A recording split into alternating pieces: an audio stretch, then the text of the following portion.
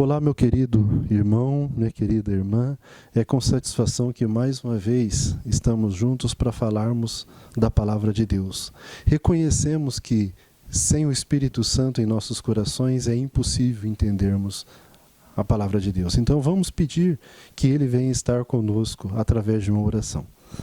Querido e amorável Pai, pedimos a presença do Espírito Santo no coração de cada ouvinte, que o seu Santo Espírito possa estar preparando corações para que essa mensagem venha surtir o seu efeito desejado.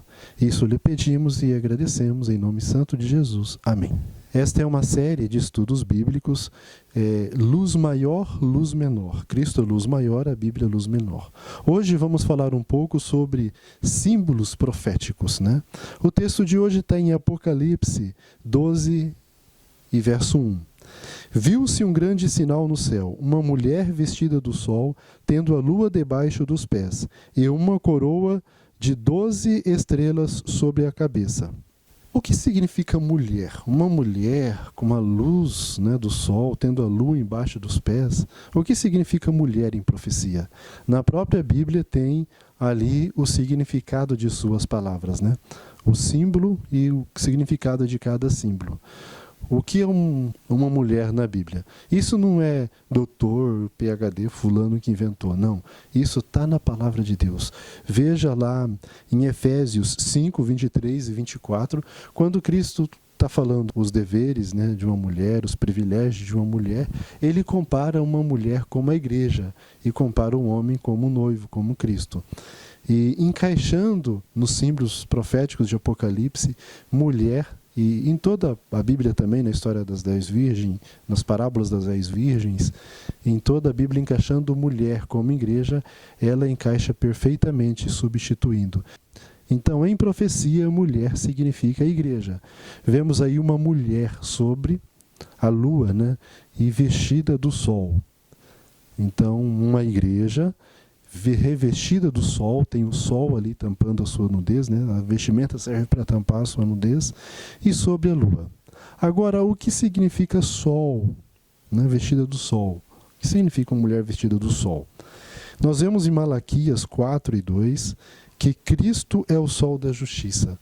E o que é justiça? Em Mateus 5 e 20, nós vemos que justiça é a obediência. Então, uma mulher vestida de sol é uma mulher revestida da obediência de Cristo, a justiça de Cristo imputada, nós vemos ali nessa igreja. Então, uma mulher vestida do sol é uma igreja revestida da justiça de Cristo. E isso é muito, muito claro, né? Um juízo justo é um juízo que ele julga de acordo com os seus sentimentos, de acordo com corrupção, dinheiro, suborno, não. Um juiz justo é um juiz que julga de acordo ali as leis do país onde ele vive, né? Ele segue ali as leis, os estatutos. Então, um juiz justo ele é obediente. Mas no campo religioso, uma pessoa só é justificada mediante o poder de Cristo, porque nós mesmos não conseguimos obedecer a Cristo por nós mesmos. A lua não tem luz própria, ela simplesmente testifica, ela reflete a luz do sol. Nós vemos que numa noite escura a gente vê o sol iluminando a terra através da lua.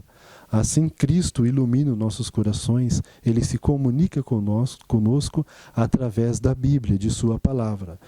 A Bíblia não tem poder nela. Eu não vou pegar a Bíblia e expulsar um demônio, curar uma pessoa, né? Pegar a Bíblia e colocar o poder da Bíblia, não. O poder é de Cristo, através da Bíblia. Tem até acreditado.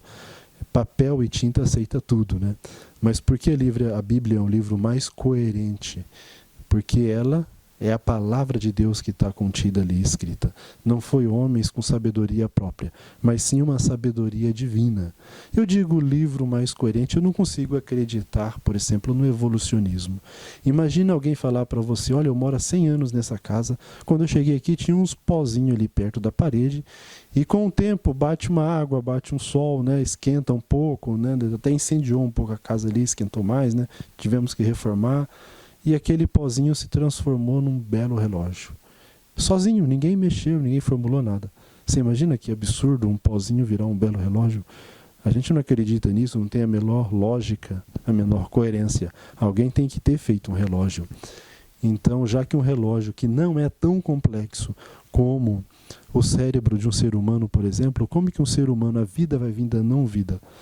Né? Se a gente não acredita que coisas simples evoluem como mais coisas mais complexas. Mas simplesmente as coisas se transformam. Muitas vezes é confundido transformação com evolução. Então vejo muito mais coerência na Bíblia, na palavra de Deus.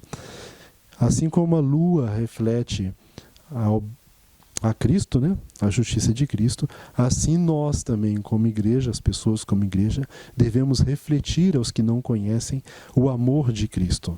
Nós devemos refletir o amor de Cristo. Será que não existe verdade absoluta? Cada um pode ir na igreja que quer e pronto, acabou? Claro, nós temos o livre-arbítrio, a gente pode fazer o que quiser, mas somos responsáveis diante de Deus por nossas atitudes. E existe uma verdade absoluta. A gente precisa entender a palavra de Deus, né? O que é uma interpretação bíblica, o que é um princípio bíblico e o que é uma aplicação bíblica. E o que é uma aplicação pessoal. E eu posso dar a resposta de uma aplicação bíblica. A gente falou que Cristo é a luz, né? Cristo é luz, é o sol da justiça. No Evangelho de João, confirmando. Então, eu aplicando o sol como justiça de Cristo, isso é confirmado na Bíblia. Então, uma aplicação bíblica, às vezes, ela é confirmada na própria Bíblia. Uma interpretação da Bíblia, com certeza, ela é confirmada na própria Bíblia. Se ela não for confirmada na Bíblia, no preto e no branco, entre A mais B, não é uma interpretação. Um princípio, por exemplo, de forma clara e inequívoca, ele se encaixa para todas as épocas. Então, também tem como identificar os princípios bíblicos, se a pessoa tiver uma mente limpa, se tiver com o Espírito Santo, né? É fácil identificar um princípio bíblico. Porque às vezes a nossa mente está ali impermeabilizada, fechada contra as coisas claras da palavra de Deus. Agora, se a pessoa tem uma mente sadia, ora, pede a Deus o poder de Deus, fica fácil entender os princípios bíblicos. Agora, as aplicações que está um problema. Muita gente importante, muita gente boa, fica fazendo aplicações da palavra de Deus que não procedem. É uma aplicação que não se encaixa conosco. Né?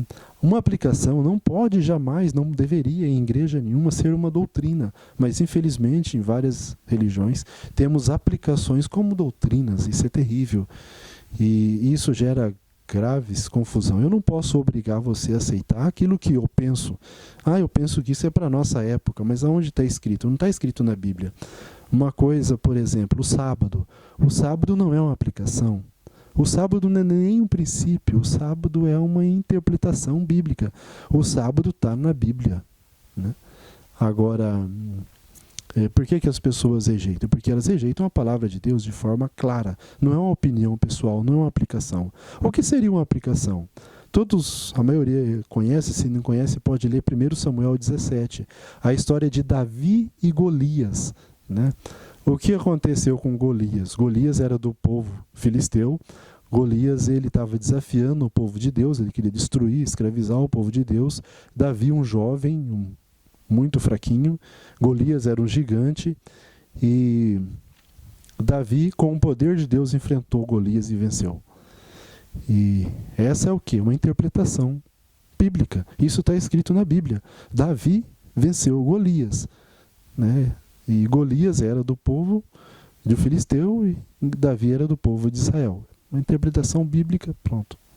Agora, eu posso aplicar isso para a minha época, falar assim, olha, irmãos, nós devemos enfrentar os gigantes de hoje. Assim como Davi enfrentou Golias, os gigantes de hoje é o quê? Os gigantes de hoje é o desemprego. Posso falar isso? Agora eu não posso querer obrigar que a pessoa aceite que os gigantes de hoje é o desemprego. Por quê? Isso é uma aplicação pessoal. Aí sim, uma aplicação pessoal é diferente de uma verdade bíblica. Verdade bíblica o sábado é uma verdade bíblica. Lá não precisa aplicar o sábado vale para hoje, não. Ela está falando que o sábado é um sinal entre Deus e seu povo para sempre. Né? Então é uma verdade bíblica.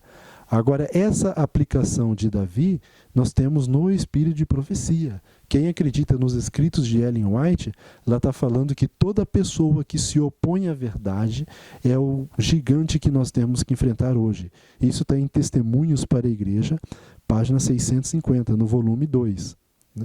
Todas as pessoas que se opõem à verdade de forma veemente, é os gigantes que nós devemos enfrentar hoje. Com o nosso poder? Não. Com o poder de Cristo. Né? Eu agradeço pela sua atenção e até o nosso próximo encontro.